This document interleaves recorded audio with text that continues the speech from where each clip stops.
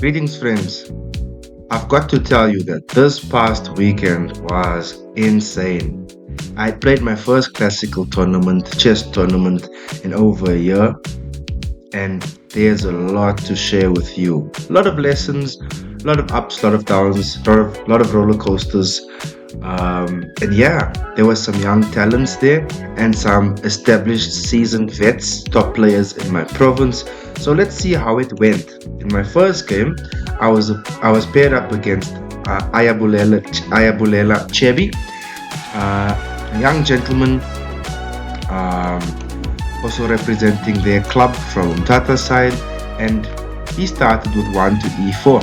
I responded with my Sicilian c5. He goes knight to c3, playing the closed. I respond with knight to c6. Just some standard stuff, knight to f3, d6. And he goes bishop d3, which is a bit strange, sort of blocking his move in. And we see there that by move 4 already, this position has never been reached. And I found it a bit strange, this move, because generally we go at even like d3, d4, g3 is common here, bishop g2 to castle. But d4 by far the most played move. Takes, and you get this traditional structure where takes. You could take, of course, but we just go knight to f6, and you'll see here in the theory top games database that this is very common. So this is something I was expecting, because like after bishop g5 we go e6 and the game just continues. Queen d2, bishop g7 to e7, bishop f8 to e7, and we're in a Richterhaus variation. Here common is a castling long, f3, preparing even bishop d3, bishop c4. So this is what I was expecting, but my opponent then goes bishop to d3, and I thought for a bit, and after consideration I decided just to continue developing with knight to f6. My opponent castles short.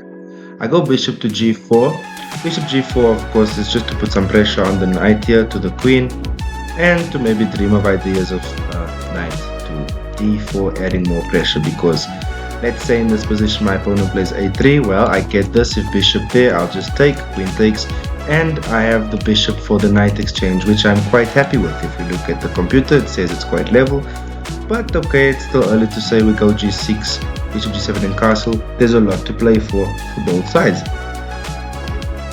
Castles, bishop g4, then bishop e2, my opponent plays immediately. Now I want you guys to notice this detail here out of the opening, one of the first lessons from this video. This piece, how it moves around. So bishop to e2, I go e6, g3 is a mistake here. g3 sorts of pokes weaknesses in my opponent's defenses, for this knight especially.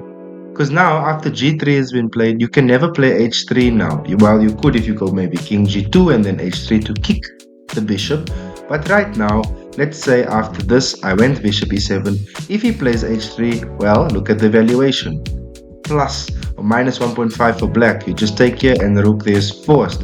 Already it's too late, or because g3 is played, and I couldn't really understand g3. So after g3 I then went bishop to e7 as suggested, and here d3 has to be played. But my opponent again dances with the bishop, and this bishop has moved around a couple of times now already. 3 moves have been spent on moving this one piece, which generally violates opening principles, right? Okay, bishop to b5, then I just continue with my plan. I castle, and my opponent goes back with the bishop again. Now I think they were maybe fearing some ideas of knight to d4 here. So after castling, I broke the pawn, of course, so I could understand why bishop to e2 is played there. But you could also just get rid of the knight, right? And then you break the pawn. And then maybe you dream of stuff like, okay, takes. Well, on deeper inspection, the engine says bishop e2 is good, so actually a good find then. But I was thinking this, and then maybe king g2, yeah, to get h3 and break the spin idea. But my opponent drops back to e2, and I was thinking of playing b5 here, just to open up some lines. Of course, if he takes, you get to take on the e4 square, because the defender is moved from e4 with that knight. And of course, well, if bishop takes, then suddenly you are in some trouble. Well, the same concept right here, as we discussed earlier on. And you get the knight, the bishop for the knight. Your opponent is up a pawn, but you're rerouting this knight to d7. and to e5. I imagine that's the plan. But to be honest, I did not look that far into this idea. And that's why I went for a6 first to build b5, right? And to eventually get b4 and maybe kick the knight away. So d3 is then played, very solid. I go b5, bishop to f4. b4 is then played. I was a bit aggressive here, a bit hyper aggressive, but I thought, you know what, I'm putting pressure on, let's go for it. Knight to a4, and I was thinking of queen to a5 just to attack the knights too, but instead I decided for d5 to thrust in the center and to maybe cause some tactical complication. d5, he goes bishop to g5, considered inaccurate. I take, and now I'm winning a pawn. If this is allowed, so he has to kind of go knight to d2 or to e5 to somewhat defend this pawn and to attack bishops to exchange, right? Because if knight to e5, I take on e2, for instance, takes, and now you are sufficiently defended, right? You'd even be lost if you did all that funny stuff, right? So instead of all that, we go d5, bishop to g5. I go d takes e, e takes d, and I go for the queen trade, which is considered a mistake, right? But I want to simplify the position because I feel that objectively, yes, if it is equal, I am up a pawn here, and there is something in this position, and you'll see what I mean. We have knight takes e4, bishop takes e7, knight takes e7, and here my opponent must stick and go for king to g2. I was expecting this, and the game would just continue, because I have some plans going on here in this section here. And the reason why g3 was the one big critical mistake, again, as we see, the pawn was on g2, for instance. Now you could just play h3 and you'd be fine, right? You could even maybe argue why it would be slightly better. But after knight to e7, we get c3, and yeah, you could of course just take b takes, and then, you know, you comfortably up a pawn still. But I decide to first swing in one of my rooks, rook a to d8, to try and trade rooks. My opponent agrees, and I trade back. Here my opponent goes b takes, c takes b, but I decline all of that taking back. You could of course, but I want to go for activity, and to try and cause some confusion, I go knight to d2. Knight to d2 is a small tactic here, because I'm trying to learn to go rook to d1. Because rook to d1 seems like, okay, you're hitting my knight twice, and I'd be hanging mate. But he goes rook d1 and he blunders the game. The difference is that now knight to f3 comes with a check, so your king is forced to move. If the king was on h1 in this position, then the tactic wouldn't work, because then it wouldn't be check, and I would just be hanging checkmate. But because it's check, he had to first take, and now we just take the rook. Bishop takes, and we up a piece. But in this position, if we go back here, we were even discussing if you could just capture like this, and then yes, sure, you are slightly worse, but now at least you still get to play, right? There's a lot to play for here, right? I mean, it's not over. Black still has to show and prove a lot of technique to win this, and it's not as easy as the engine says there with the -1. But because he went rook to d1, it was relatively simple. Trades off, and here we go up a piece.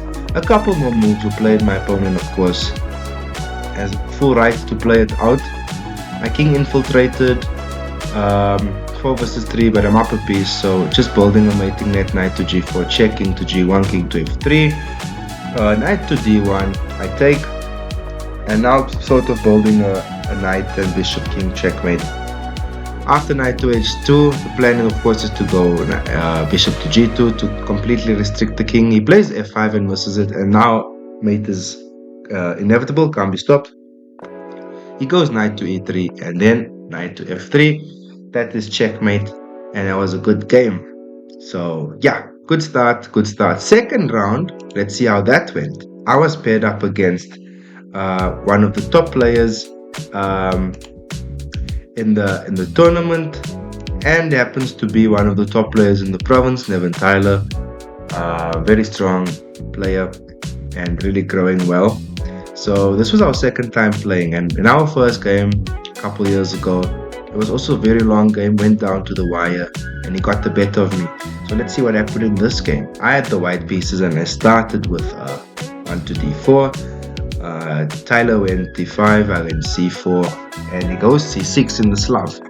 Go knight to c3, then knight to f6. c takes d, e takes d, so some exchanges, knight to f3, knight to c6, symmetrical stuff, bishop to g5, and knight to e4. And yeah, I thought a bit because I was out of my prep. Honestly, this is a ancient line. I did not think Tyler would go for this, right? I thought e6 would be played, e6, e3, and we continue in symmetry. But now, after knight to e4, I drop my bishop to f4. And here e6 is played mostly, which he does play, and rook to c1 here is advocated for. But yeah, I make a slight inaccuracy. I go e3. Right, so now I'm kind of locking my bishop out as well from getting to d2, and we'll see why it's so important, this detail. He goes bishop to b4, adding more pressure onto my knight here. That's on c3. He's already got the knight attacking, so I have to go queen to c2 to defend. He goes queen to a5, adding more attackers, and the only way to really defend and not lose on the spot to go rook to c1, because any other move here, let's turn the engine on. I said I go bishop to e2. Well, now we lost totally. You look there, -4. The reason why is because takes, bishop takes, and well, now the rook is hanging. Bye. So that bishop would cause a lot of trouble with its prongs. Okay, so rook to c1 is then played, and yeah, this is now very common. White's giving up a pawn, and slightly worse, but the hope is that we get some space. Queen takes a2, bishop to d3, knight takes c3, and these moves were played relatively quickly. I understood that my opponent knows this line, because after the game we discussed, and he said yeah, he has seen this line way back. He wasn't too familiar, but he knew the detail, and it shows. Knight takes, b takes, and we go for a queen trade here. You could just castle immediately, of course. I did not consider this. I guess it could have worked too, because if he, let's say, he goes here, well, I think he's in some trouble here. The queen is sort of trapped. Let's take rook to a1. What about queen takes here?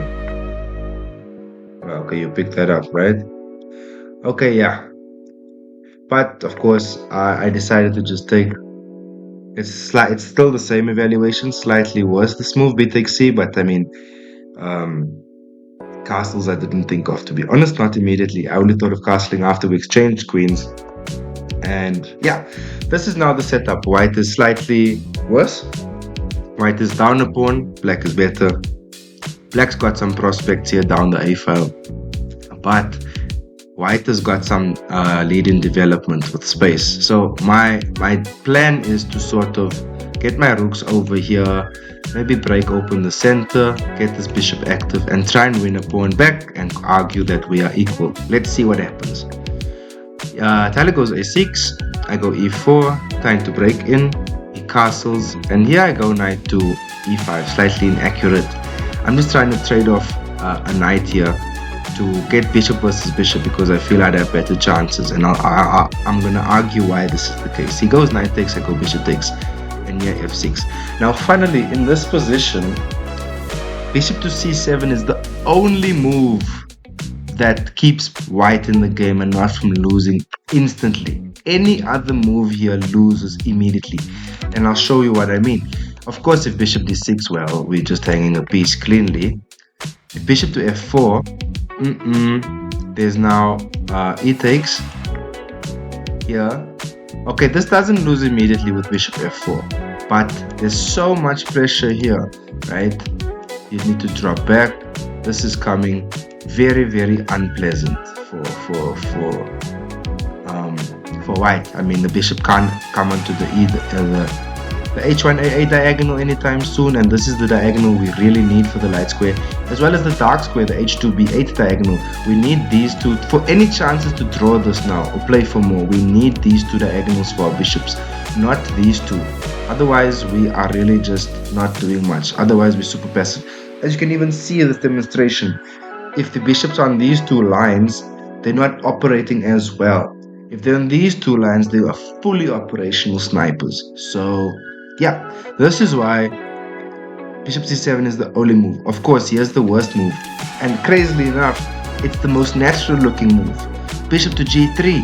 Bishop to g3 actually traps a piece. Well, not traps, but it leads to so much passiveness, right? D takes e.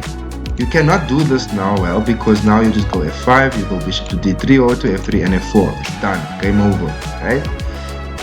Same story. D takes E, you go bishop to C4. Well, now bishop to B5, bishop to A2. Well, you are just so lost. You're going king F7, and the next move is bishop to B7. Let's say rook E1, bishop to B7. That's it.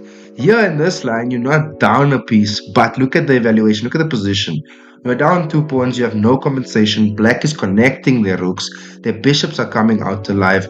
The A5, A4 or B4 ideas are coming. The rooks will connect here on the A and B file, pushing the pass pawn. There's not much to do here, you can safely resign. Well, I find this move then of bishop c7, and the game continues after he played f6. And here I felt that I have some prospect, right?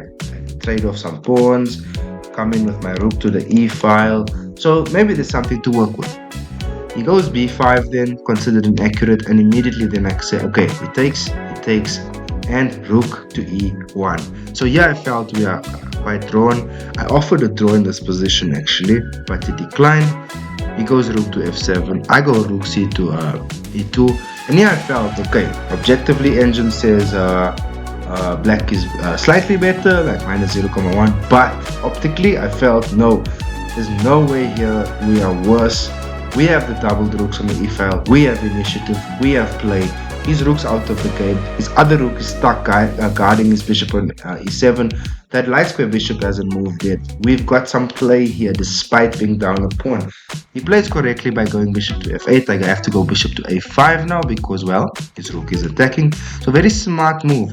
I want to see this bishop to f8 defends his own bishop, of course, as well as now opening the line to attack my bishop. So I have to go bishop to a5, and this was the importance of this construction by going bishop from bishop to f4 to c7 to a5. My plan was always to end up with the bishop here, around here, but to get there we had to travel this way, right? And as discussed earlier, if we went to the g3 side, which looked most natural, well, we would just be lost with the pawns overwhelming us. So bishop to f8, I go bishop to a5. Near my opponent goes bishop to d7. Also just trying to connect rooks. The engine suggests here bishop to c2 and bishop to b3 to hit that pawn. But I don't play it. I go h3 to stop bishop to g4. My opponent goes rook to c8. I go g4. Now g4 is a bit inaccurate. I am pushing my pawns so far now. I'm overextending in this advancement. Maybe not right now, but eventually it does cost. What we should do here is just to go bishop c2 and reroute to b3. This light square bishop needs to get there now. It's very important. And this theme becomes really even more crucial later in the game, which I'll show you. Goes g4, g6, king to g2. I'm just shuffling around, bishop to d6. Tyler's just trying to come in here into the dark squares, and his plan is obviously to maybe go g5, h5, and to break my g4 pawn. I go rook a1. My plan here is to try hit this backward pawn because he's got nothing defending it right now. So I'm dreaming of moves like, let's say if he went king f8 here, stuff like this. Takes. Okay, he goes there. I go there, and I want to hit this, but of course it's his move. Sorry, I'm not moving the king. If he goes here, we do that, hitting this, hitting that, but then of course rook to c6 just defends everything. But yeah, this was the plan. Maybe not the best plan. Rook to a1, he goes rook to c6. I go rook e to a2. Now double attacking on the a6 pawn. The same idea now trying to come about. But again, we'll see this bishop is a bit loose here on d3. He goes bishop to c8 now, just defending that pawn on a6. I go rook back to e2, and here again we need to slide the bishop away, because to stop any ideas of, well, if rook to c3 comes in this exchange, all of that, or the rook comes to c3, the bishop is not on c3, on d3, it's on e2, it's away from this, because on e2 it's also defended by the rook on a2. So we have bishop to c8, then I go rook to e2, he goes king to f8, I double up again, so I'm just shuffling around. In my mind, we're still quite equal. Engine agrees, well, slightly better for black, but nothing winning yet, right? It's not anything that you can argue you're winning. It's a decisive advantage.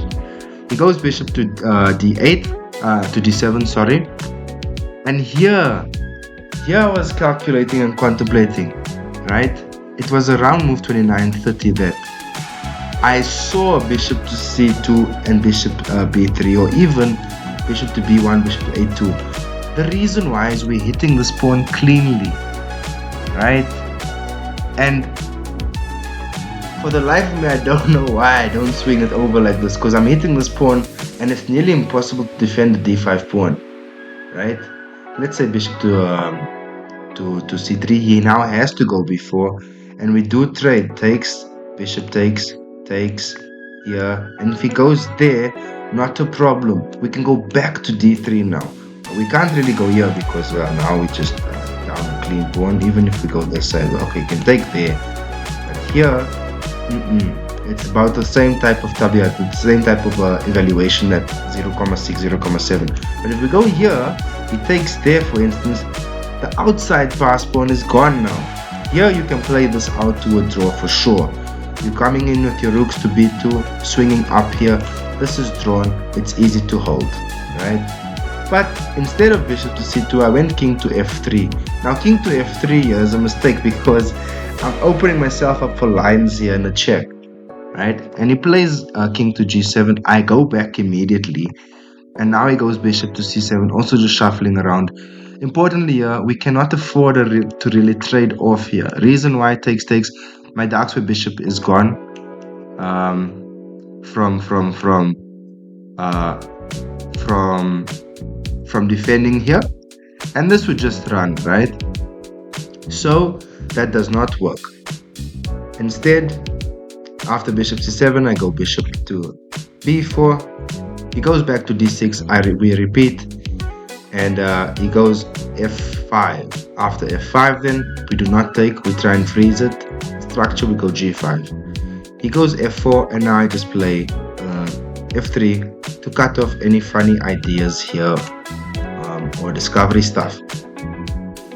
Or rather, not even that, just f2 and losing my rook, right? So he goes rook to c8. I go rook to a2. Here again, we need to play bishop to b1 and a2 to hit this and just win back the pawn, or at least cause him to be passive. Because my calculation here was bishop to b1, bishop to c6, bishop to a2, rook to e5, and we win back a pawn and we are comfortable. But no, I play rook to a2, not understanding the finer points here in this endgame. Rook to c6. Again, I go back, and he goes h6. I go h4, takes. And here I thought, this is my last chance now. I had calculated that bishop takes f5 is fine, but I didn't see it through. I thought about it, because here I know I'm losing a pawn, but check this. Bishop takes f5, rook takes f5. Now yes, I'm losing this pawn. Well, it goes here, I'm losing a pawn, yes, but then I get this, right? He moves away. I am down 2 pawns, but I've got a lot of space. But this other variation, I saw that if we did this, let's say he takes, he comes in, not that way. Yes, if we went like that, I had rook e6. But I was even thinking here, rook e6. I even thought this is fine. Yes, this is the line. Rook takes g5. I drop back. And despite being down 2 pawns, this game is equal. And the reason why is because this bishop can never move away now, right? That rook could hang on c6, right? So for instance, bishop f8, you just pick up the rook, you win. Also, if the rook moves, you just lose the bishop. So I've tied his pieces down, they're passive. Of course, if he does stuff like this, well, my rooks are well connected here. I'll just go here, and he's gonna lose a piece now. I'll try and pick up some more, but now I'm just defending like that, and the advantage is decisive for a win. This would be relatively simple to win, right? No real issues here. If he goes rook to c2, I guess we just go bishop back to b4. We're about to come in with this rook as well and win the game. Yeah, so this was like the final opportunity After bishop f5, I play the wrong move of rook to d2, and now after bishop to c7, I go to b4, and he takes, I take. Bishop to d8, and it's here that I blunder with rook to e5, thinking that okay, I'm hitting this one and defending that, but I missed that he's got the simple rook to f5. And of course now if we take, yes, his pawns are doubled, but in this position now there is no light square bishop to attack on d5. He's got this coming. My rook can't come to the a file to stop that anymore. So this is the problem now. I'm on d3, my rook is blocked, it's passive, right? Despite even if he has double pawns. In fact, now the g takes f actually helps him to get king to g6 and just pick up a second clean pawn. So I go king to h3, he goes a5, and here one mistake leads to another. I go bishop to c5, and now he can simply just take this, because if I take, I lose my defense of the c5 pawn, of the c5 bishop. So that was a blunder. I was already under time pressure, and I knew that I'd let the game slip from my fingers. After this king to g4, I try and pick up a pawn, maybe dreaming of bishop and rook versus rook endgame. But there's too many passes. King to g3, d4, king to f4. Here we made some mistakes. Yeah, maybe the notation is messed up a bit, but yeah, it was something like this with king to e6. I went f4, and in this position I actually resigned. Yeah, because there's mate coming, it's with check. This is a pass pawn, there's no way to stop it. Like if we go down, it's just a simple c2, right? So yeah, game 2 didn't work out too well. We had chances. If you look there, both of us played quite accurately, but in the end my opponent showed superior in-game understanding. So game 3 then. In game 3 I was white again against Simamkele Mtunguzi, and I was quite annoyed at the last game, right? I felt that there was throwing chances for sure, and that we didn't make the most of it, right? So we need to bounce back now. In this game then I go e4, he goes c5, knight f3, d6, and I decided for the Moscow variation in the Sicilian with bishop e5. He goes bishop b7, takes, knight takes, and I go c4, sort of like the Marovsky bind. C4, he goes g6, I go knight to c3, so very standard stuff here. Bishop g7, castle short, e6, and I go d4, trying to break in the center. Takes, and here he goes a6. a6 is to stop knight to b5, either knight that might be knight b or knight c or knight d. I just go bishop to e3, developing knight to f6, knight to f3, and here I'm trying to learn to go for knight to c5, which it does. So knight to c5 looks good because yes, it's sort of hitting both knights are hitting my pawn. But simply after this we go e5. So I tricked him in some opening preparation. Of course, now we notice that this d6 pawn is being attacked twice by my queen and my pawn. Of course, if he takes, we just clean piece up. So this is the problem. Suddenly the attacked piece, the attacked pawn becomes the pawn attack king. So that's cool. Here he goes knight to e4, and I ended suggests here knight takes e4, which I did consider, but I played it a bit more simply. E takes d is still better, of course, and knight takes, and b takes c. Here he goes knight to e4, which is a blunder now because he thinks, okay, I'm attacking it this twice, I'm gonna win it back. But the simple bishop to d4, right?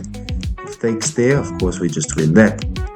And yeah, I was telling him, I was suggesting the move of knight to c3 actually. Now yes, the engine still says it's better, but after knight to c3, let's see what happens in this evaluation.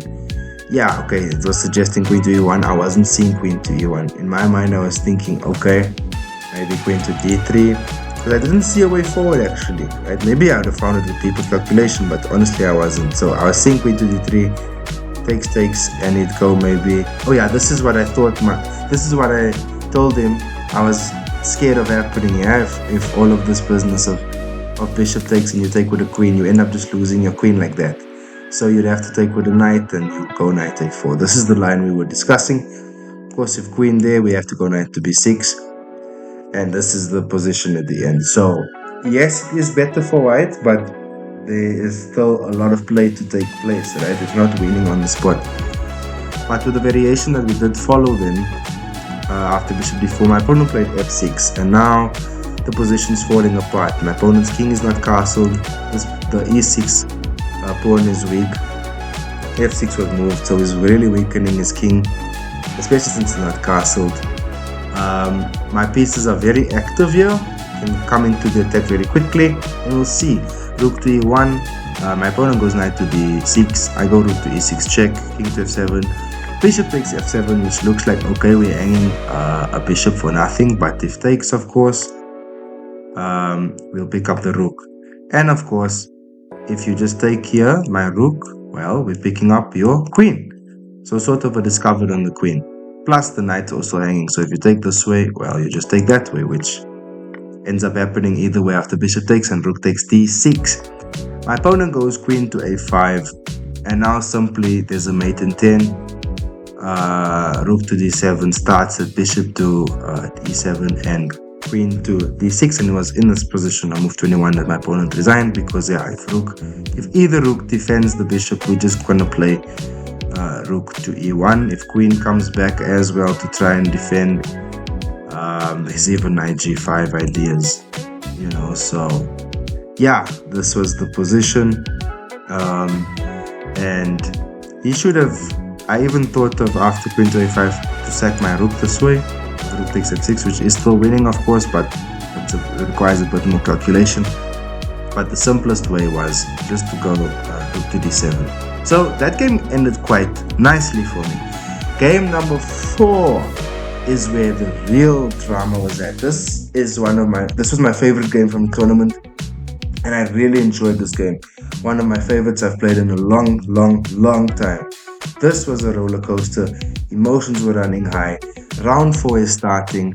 This round is very important, obviously, because we're also playing for some prize money, you know, so everyone's trying to do well, you know. So I'm gonna flip the board because I had the black pieces. Guys, this game was wild. Here I was playing against a good friend of mine, Owetu Mzizi, from the local university here, Fort Hare. My opponent started with c4, the English, I go e5. And they tend to play the English, the guys from the Fort Hare side. e4, knight to f6. We're in the whale now in the English opening. Knight to c3, bishop to c5. So I'm just trying to play some standard moves because I know they are very skilled in this opening.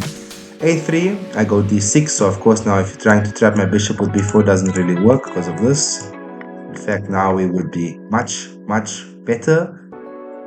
So d6 does two things. It's stopping this idea and also preparing to develop our light square bishop.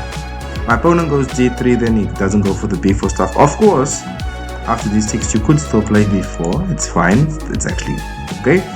Then you just play here, so very similar like to some Spanishes, right? And Marshalls and Royal Lopez and stuff when you dance with the bishop around here, or even like in London's, right? Yeah, but this is not followed after d6, d3, and yeah, I've got knight g4 immediately, which I was thinking of but didn't play, because after knight g4, knight h3, yes, I saw, okay, queen h4, but just g3, and there's not anything solid for us to like really bring it home and pound. So d6, d3, I go c6, my opponent goes bishop to g5, and yeah, I did something crazy, guys. I sacked my bishop. I go bishop to f2 with check, king takes, and knight g4. And yeah, I thought, okay, I'm winning this piece cleanly, not knowing that his queen can take. And now, of course, I cannot do this. I'm just lost, right? Luckily, I wanted to resign here, but I saw queen b6. So now you know I'm not in prep. Queen b6 comes with a check, and luckily, after bishop e3, it's hitting the rook on a1 as well, and it's coming with another check on b2. He has to go queen to e2 then.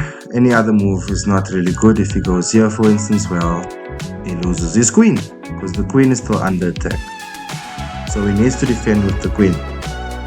I go queen to takes on a1, and of course now this is actually a dead drawn. So if he follows this line, queen a2, I take here. There's nothing much to do now.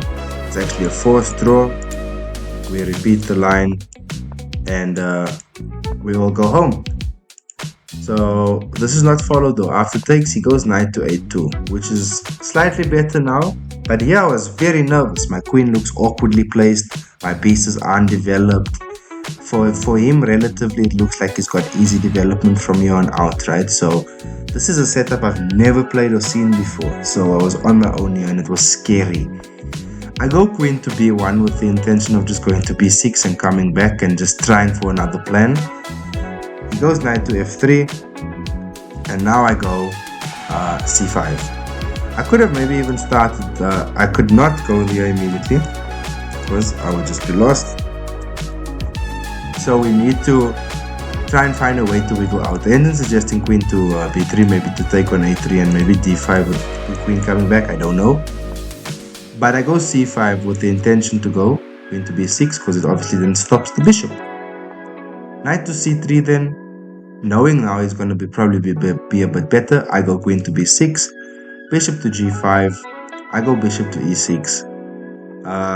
Yeah, bishop to g5, didn't really understand. I thought, yeah, maybe it'd go g3 or knight h4 to add some more pressure here on the f5 square, because now bishop to g5, I get to develop a little bit. Bishop to e6, obviously trying to camp that, because I don't want more pressure on my queen.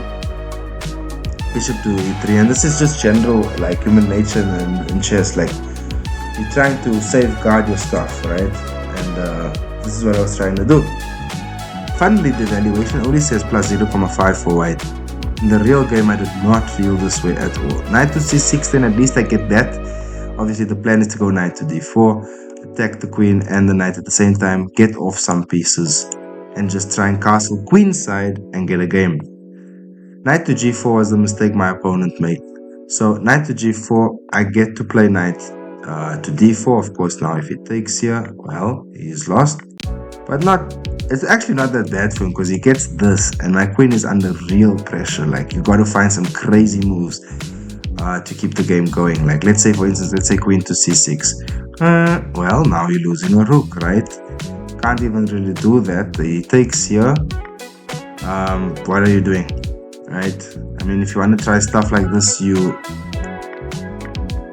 back in such a position where white's slightly better, and most people would prefer, even in this position, I believe, 2 bishops for a rook and play it out like that. I personally would want to be white in this want to play white in this position because the sniper bishops just tend to be more fluid than 2 rooks. But okay, that does not happen. After knight to d4, bishop takes on d4, and here it's important to take with the c pawn. So we'll see why, because after e takes d, knight there, again as mentioned earlier, my queen's been under so much pressure. I just want to simplify, and I simplify incorrectly. I take with my bishop, and now suddenly I realized, oh my, he doesn't have to take this way, because then I just fine, I just castle, the game continues. Because if castling here, the game continues, queen h4, while you just go h6, you kick the knight and you go in f5, and you actually can argue you're winning this game. You could take with the e pawn, and the e pawn doesn't just capture, it captures with the check. Here, I was sweating bullets. I thought, oh no, we're not surviving this attack at all. We're about to get crushed. If I go king f8, well, we are just super passive for the rest of the game. I'm gonna have to play like some funny moves. I was seeing queen c7, but I mean, then you're just hanging your queen. So you have to play f6, and it's just bad. He gets to develop freely. Bishop e2, rook e1 is coming. There's not much to do. So the only move now that can keep it up is king to d7. And here I was calculating, well, queen to g4 is just winning, right? Queen to g4, I have to go here, I run my king, and now knight in. And check how crazy this is. Knight check. If I take, he gets this, right? I can't go to c6 because I'm in check. I have to drop down. I just lose a rook.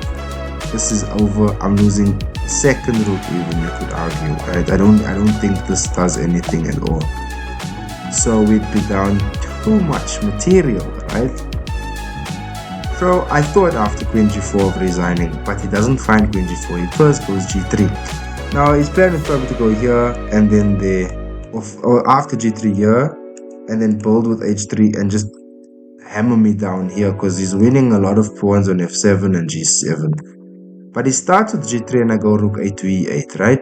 So I get some time, and the difference in this, the crucial detail is that I get to activate my rook now.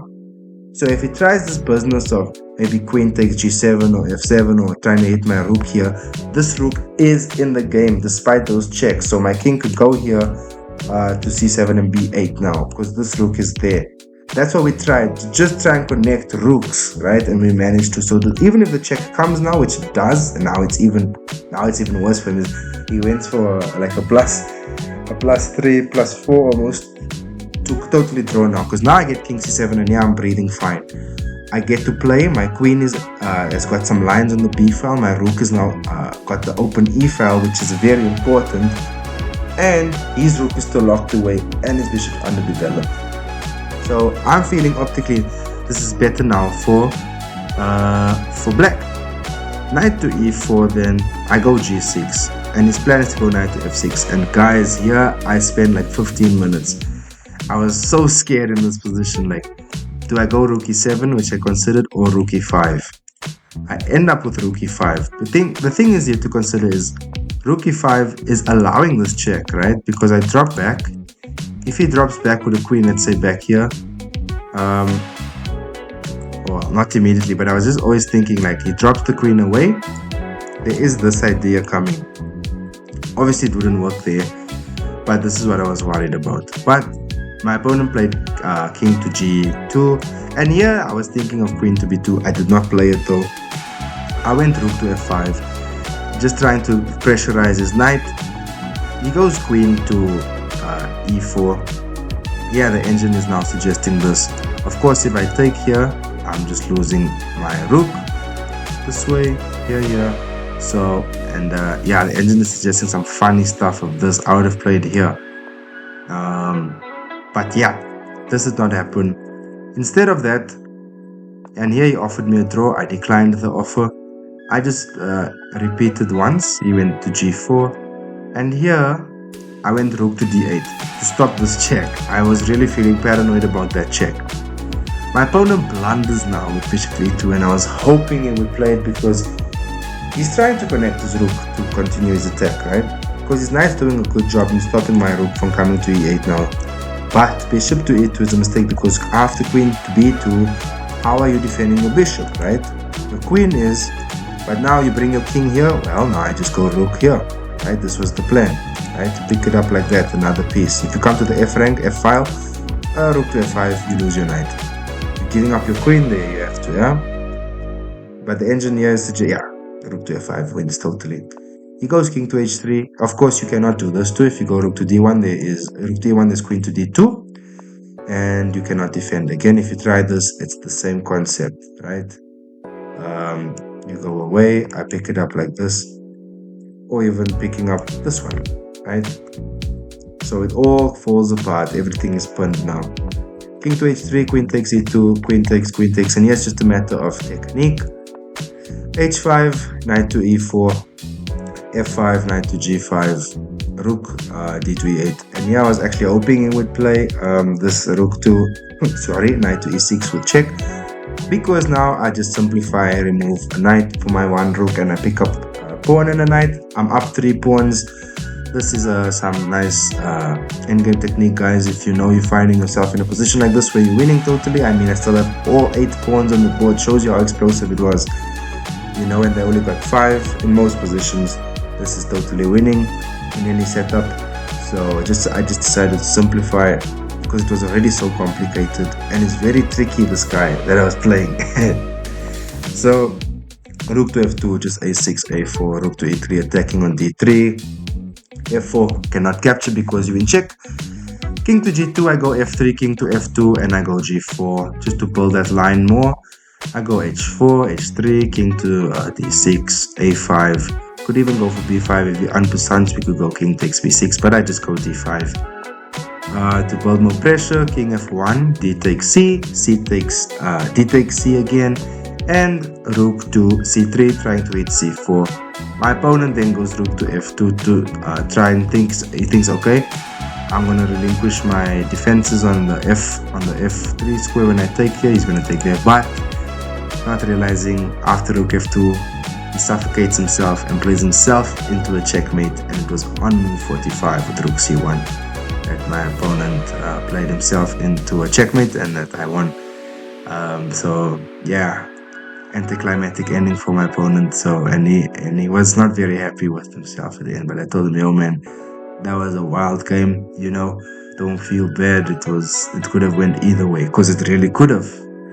Right? If he had found queen g4 immediately and not first g3, that game could have ended very differently. Okay, on to the next round then. Here in this game, I had the white pieces. This is round 5 the next day against my friend Sunuvuyo Rakaza. And yeah, I wanted to just play something simple. I had a late night after round 4, so I just wanted to try and draw and fight round 6 and 7. So knight f3, knight c6, bishop b5, a6, some more for defense, knight f6, I castle. Very standard stuff here, rook to e1, and here you should go knight c4, and after knight c4. So this knight c5, sorry, the standard theory here is bishop takes and d takes, and you just continue with knight takes e5, and the game continues, bishop e7. So as you can see, still played with amongst top players. If you look at evaluation, quite equal. So nothing much there. After this, you go knight to e6, yep, and the game continues. But here my opponent played knight to f6, which I considered slightly inaccurate, and I knew, yeah, okay, maybe he's getting his move order wrong here. So I go knight takes, bishop e7, and I should just go d4 and continue my game, but I just traded off to simplify. As I said, it's a rough night.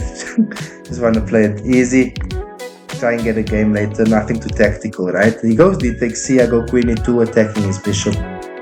You cannot castle here, of course. You castle, well, you are totally lost. I take here, you think you have a mate, not really. I take there, and you can't give mates because you are in check. Then if you see there with the queen, you would have to take the queen, and after bishop to b3, well, it is over. There's not much play. You are down a clean piece, right? So if we go back, after queen to e2, my opponent goes queen to d6. I go h3. h3 is to stop bishop to g4. And here my opponent castles, and unfortunately he gets the move order wrong again. Yeah, bishop to e6, as we discussed after the game, and he said, yeah, I just overlooked this detail. Bishop to e6, d3, you can now castle any side you want to, really. This time you are very safe, king side or queen side. I'd go queen side here, get more play down here. This is very thematic in the more for defense, Royal Berlin defense style setups. But he missed it, unfortunately, and castled. And yeah, soon after the game had ended, he went for bishop to h3 for some attacking ideas to try and go for mates. But queen to e3 stopped everything immediately. You think, okay, rook to e8, you're gonna hit me with checkmate. Not really. Takes. There is the escape of king to h2, right? So, and yeah, you'll get to capture there, but you could even take with a queen, I guess. But okay, we'll take with pawn. And this is totally winning. Let's say knight there, a trade-off again, and maybe just d4, right? Hitting this there. And yeah, but this shouldn't be a difficult job for white. Of course, you just want to make sure you can get to develop your knight. Let's say he goes here. Let's say you do not want to do this. Otherwise, suddenly the game. Okay, yes, you are still better, but unnecessarily, you don't want to give up pieces for nothing. So a few moves were played. We traded queens and bishop to d2, traded off more, king to e7, knight to e4, f6. So knight to e4, of course, was to try and trade, of course, but also to open up the line here for the bishop to hit on a5. There takes king to d8. I go knight knight to d6, and now my on-move. My opponent actually resigned after this. I played a few moves out with the engine afterwards, but it was on move 24 actually that my opponent resigned, because now you cannot take, of course, you're in check. I am eating that pawn. So if you go bishop to c8, well, you just trade off more pieces, and this is an easily winning game with after now bishop to e6 there, and you pick that up. Yep, nothing more to do there. So really happy and grateful, kind of lucky to get a relatively straightforward win, because yeah, he's a very strong player. I just missed the detail. So round 6 is against my big rival and friend Kulusande Mafanya. This is our 4th encounter, and it's the first time that I'm playing black against him. So let me flip the board here quickly. Yeah, Kuls is one of the top players around, so it's always nice to play him.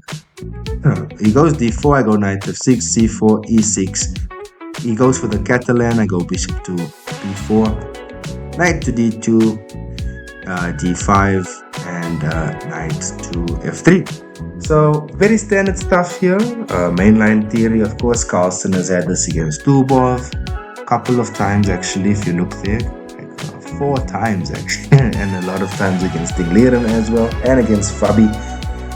So I knew I'm playing a very principled player, someone that has a good understanding of theory. So I have to sort of respond in kind. Castles, then he goes a3. Yes, you could also take here on d2, but I just want to drop to e7 just to scout what his plans are. He goes bishop to g2. I go c5, sort of like Tarash-like. He castles, I take c takes d, he goes c takes d, I go e takes d, and he goes knight takes d. Now, yeah, you could argue that, okay, you could take with the queen, yes, this is the mainline theory, because I'm now actually playing with an isolated d pawn, as you'll see. Maybe sometimes players will do stuff like this, but I mean, knight to h4, don't be scared, guys, if you find yourself in this position. It's not doing anything. You could even, like, if you really wanted to, you could drop back and then you just continue playing. But to play for advantage, you'd either go queen to h5 or b5, right? And then there's some crazy lines. Yeah, I would think of going g5. I know this looks weird. It's probably very weird, yeah, and then I don't know. Anyway, this does not happen. I decided to play with e takes d and willfully go into this game where I'm playing with the isolated d pawn. I also just wanted to test my own understanding, right, of playing against the Catalan in this setup. So knight takes d4, I go knight c6. Of course, the dream is if he takes, I take, and well, now it is just very solid for me.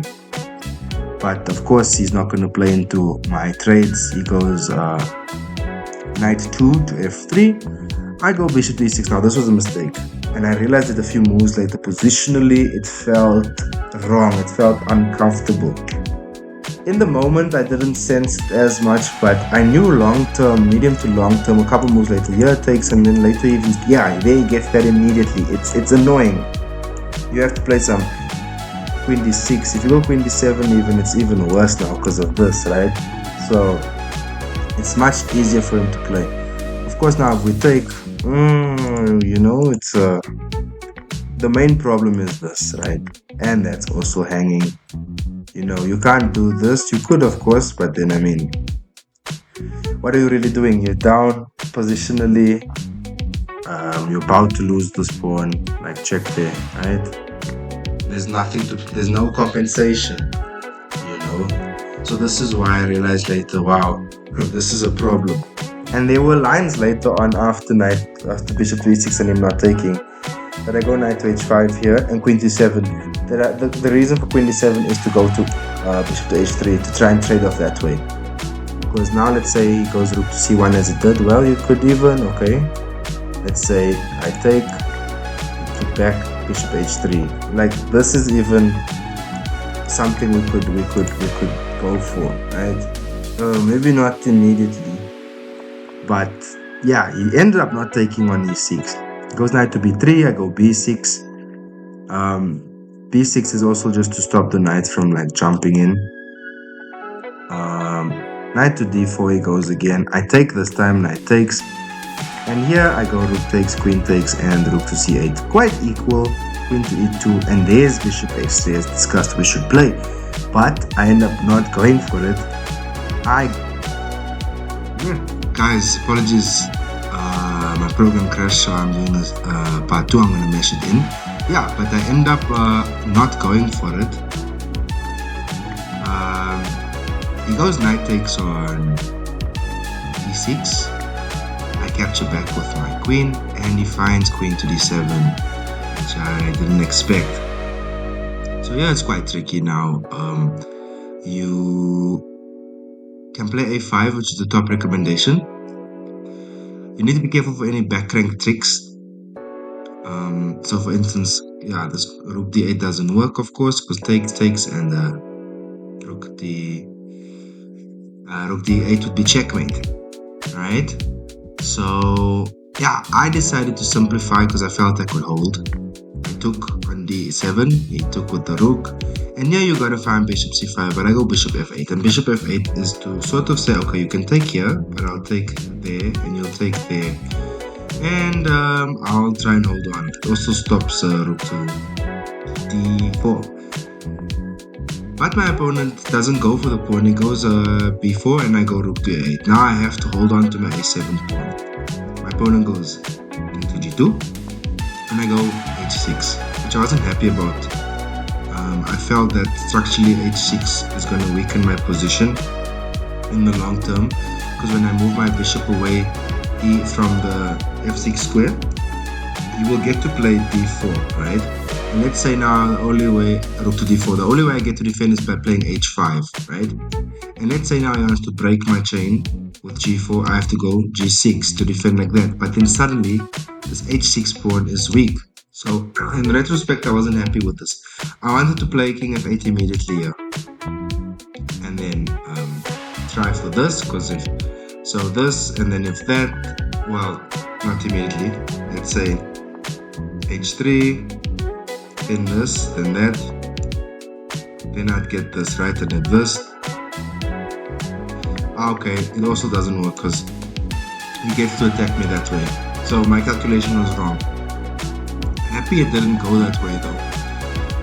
What happened in the game was rook a8, king g2, h6, and a4. So yeah, here I was hoping it not play a4, but it play something else, because then I would get to attack like this, and if like that, like that, like that. Or if anything, sorry, if he played here, I would get to play b5. So for instance here, b5, he takes like that, that's fine. And my plan here is to go bishop to b2, because as well, if he goes here and takes there and this is taken there, there's no back rank issues. So then I would capture this way. So let's say rook to b7, take, and okay, this is his defense, because if he takes here, of course, he's just lost, right? Okay, so bishop to c5. Yeah, the engine is seeing moves that I did not think of. Yeah, but anyway, he goes b5, I go bishop d8, trying to hold on to my a6 pawn, because I have dreams of going a7 here. Yeah, now bishop d8 allows him to enter on the rook to d4, but he doesn't go for it. He goes g4, I go king to e8, attacking the rook, and now he goes for rook to d4. So the best move here is rook to c8, trying to break in on the c file, but I decide to go a6, because I'm thinking, okay, takes with check, I go king to d7, it checks again, I can slide to e7, stay close to my bishop. You could even go here, but not as advised. The king is coming closer. There's even this ideas here, like pushing you further away, you know. So, and if you do this, for instance, you are just losing too much, right? You'd have to go to the 8th rank where your pawn is 4. So the best move would be here, but again, you are not doing too well. Takes. There's no activity. You are passive on the 8th. So that's why we go to e7. He goes f4, I take, a takes b, a takes b, and here's my move that I break in with rook to a2.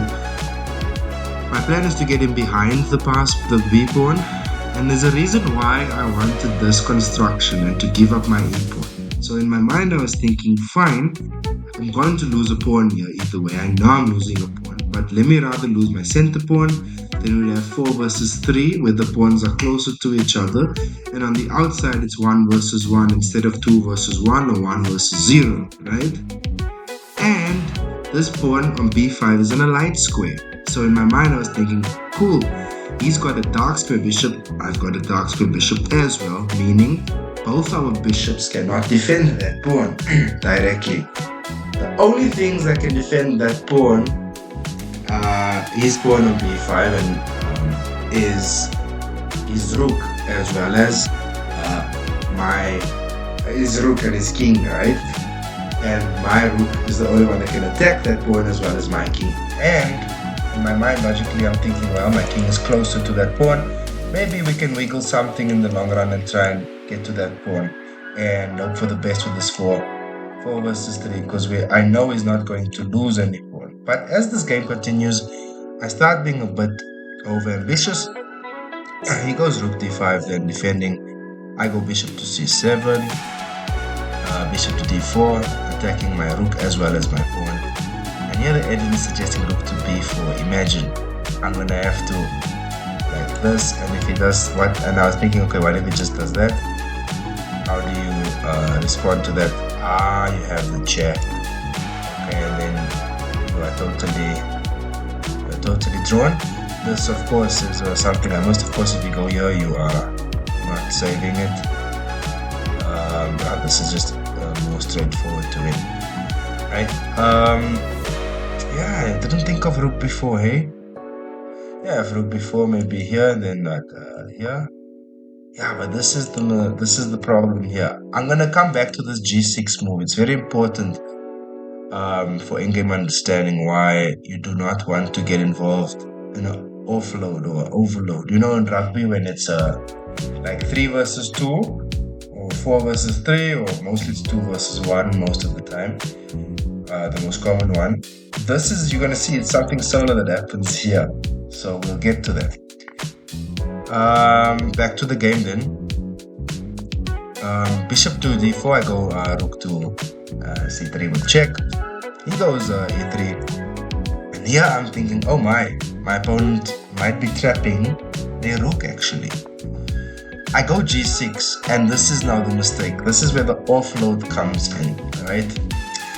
In my mind I'm thinking g6 is cutting off all lines for his rook, right?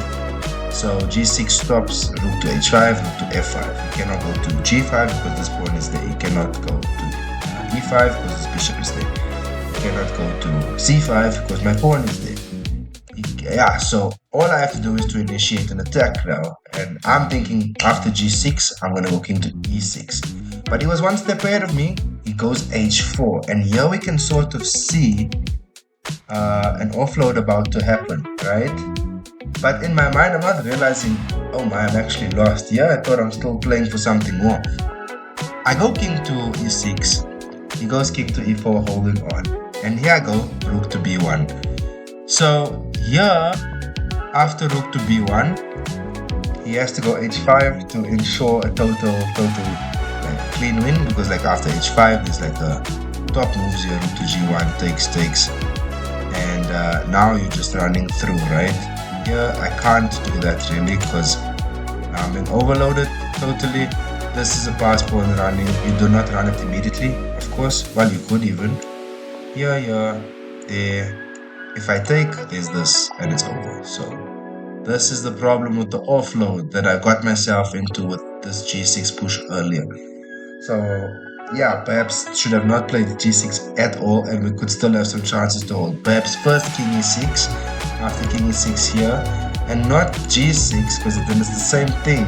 But you go f6, and if g4 now or h4, I wonder with this doesn't look good at all. But then rook to there to stop any ideas of this, because he can't really give me a check as well. I could do this. but then the offload is over, right? Because then he doesn't have firepower to break. The breaking move is going to be g5 for him. He has to break me with g5. Because now if f5 is played, I go here, he cannot break me. In fact, now it's totally drawn. Now I could even take, I believe, right? I feel I could. Okay, now it's a bit tricky still again. But yeah, the main thing is to go rook h1 here, and you're hitting this pawn here. If he takes here, no problem, takes, you can't defend. I'm taking, you could even start with check if you really wanted to, and then you pick up, right? So this is the finer detail with this g6 idea that was wrong. Back to the game then, h4, king e6, king e4, rook b1, f4, f5, I drop back, takes, and now it seems like the offload is over, but it's just starting, because now after h6 I must go here, and the problem is now you don't take with the pawn. You do not take with the pawn because it brings me back to the game. You take with the rook, and you're picking up this one, right? There's no way to defend this, and then it's 1 versus 0. It's an open field, right? So h5, I go rook to g1, and this is totally lost now. My opponent finds the brilliant move g5, and here it didn't dawn upon me that I'm actually totally lost, because not immediately. I sat a few moments and I realized, okay, if I go h takes g, he's running. If I go h takes g, he's going h takes g. If I go g takes h, he's going g takes h. And I'll show you. Let's say in the game I went rook to g4 check. But let's say with the pawns immediately. Let's say I go here.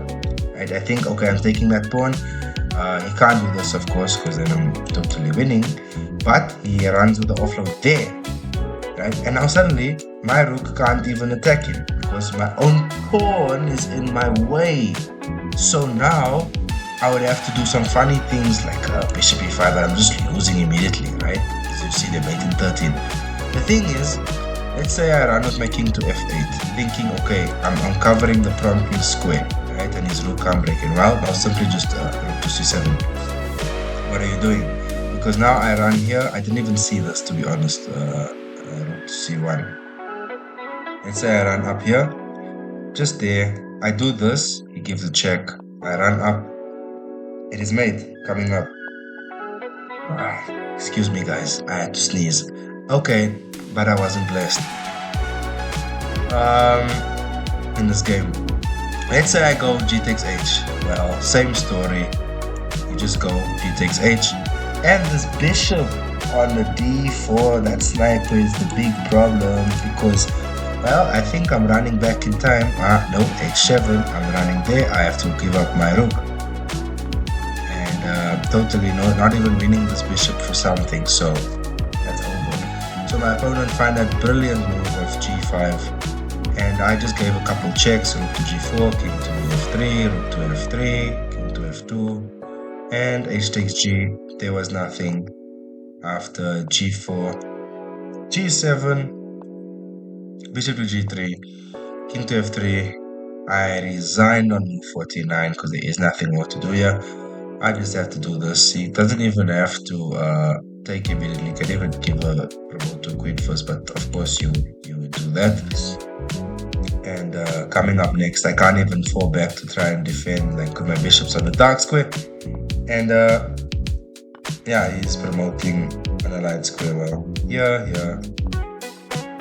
Of course, you can try some stuff. Yeah, and you're getting baited soon. So that game didn't go too well, but learned a lot from it. Yeah, I think the crucial detail in that game was the offload with the g6, and then yeah. It's not like Black made any big mistakes. It was just not really understanding in the end game what to do. And then also where we traded queens was a possibility. And also this knight e4 stuff. We should have maybe traded off light square bishops earlier, and the game could have been different. So, okay, on to the last game then.